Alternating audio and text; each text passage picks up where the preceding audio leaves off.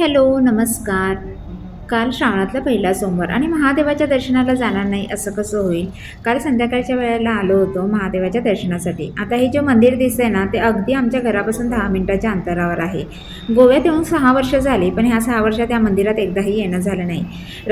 मंदिराच्या आजूबाजूच्या वाटेने जाताना नेहमी ओवीच्या पप्पांना म्हणायचे, "आपण या मंदिरात जाऊया, कधीतरी जाऊया." पण का काय माहिती आमचं मंदिरात कधी येणं झालंच नाही. पण ह्यावेळेला आवर्जून ठरवलं होतं श्रावणाच्या पहिल्या सोमवारी या मंदिरात जायचं. देवासाठी मस्त फुलं आणि अगरबत्ती वगैरे घेतलं आणि दर्शनासाठी गेले. दर्शन खूप छान झालं कारण संध्याकाळची वेळ होती, गर्दी अगदीच कमी होती. आतमध्ये भजन चालू होतं त्यामुळे खूप छान वाटत होतं.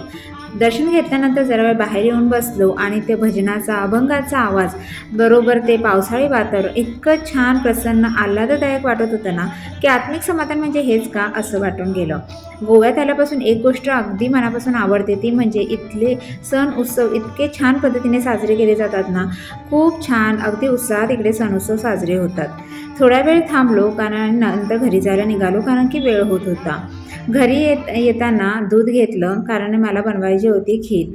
आता मी बऱ्याच वेळेला माझ्या बाबतीत असं होतं ना, मी ठरवते पण त्या गोष्टी बऱ्याच वेळा होत नाही.